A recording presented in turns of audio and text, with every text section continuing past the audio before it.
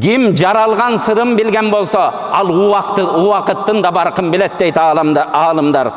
Ошон үчүн урматтуу бир туугандар, биз бардыгыбыз билебиз, хадистерден окуйбуз. Мал дүнүйөңдү Алла жолунда сарп кыл, жетим жесирге бер, ата-эненин батасын алганга иштет, туугандарды жакындатканга иштет, мечит курганга иштет, адамзаттын жыргалчылыгы үчүн иштет. Сен садака берип, инфак кылсаң, Алла Таала сенин мал дүнүйөңө береке берет дегенди бардыгыбыз жаттап жүрөбүз.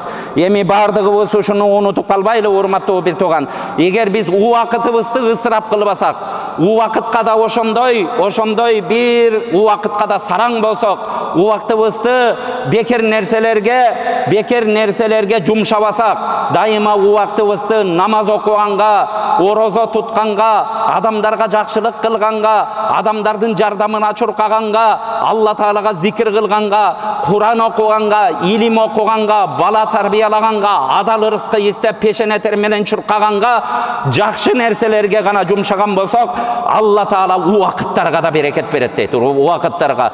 Бул дүнүйөдө 90го чыгып, ушинтип даңгаса болуп көчөдө жүрүп 90го чыккан узун өмүр жашаган болуп эсептелбейт.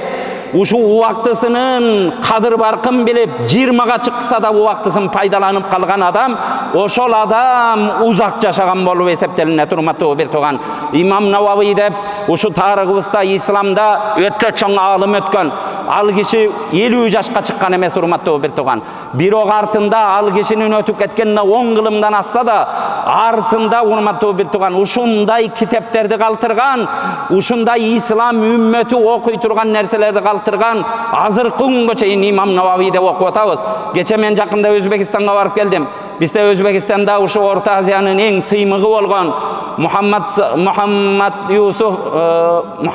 Садык Мухаммад Юсуф деп биздин ушу Орта Азиянын ушу муфтиси болуп турган адам. Ошо кишинин типографиясына кирсем 2 гектар жерде тынымсыз китеби басылып аткан, тынымсыз. Канча тилге которулган. Библиотекаларында ушундай китептер том болуп тынбай сатылып турат экен. Көрдүңүздөр, артына кичики өмүр жашап туруп артына эмне деген эмгектерди калтырып кетип атат. А сен 90 жыл жашап атасың. Алла Таала барганда эмне кылдың эй кулум? Жедим, ичтим, уктадым, үйлөндүм, балалуу болдум деп барасыңбы?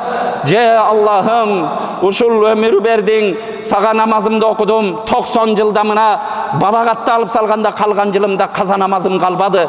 Бир дагы күндү орозону каза кылбадым. Бир учурда мал дүнүйө бердиң, жалаң сенин жолуңа иштеттим. Ата-энемдин батасын алдым, туугандарымды жакындаттым, адамдарга илим калтырдым, артыма сени эстей турган урук такуум калтырдым деп бара аласыңбы? Эки башка нерсе, урматтуу бир тууган. Бир ойлонолучу, Алланын астына кантип барам деп ар бирибиз ойлонолу.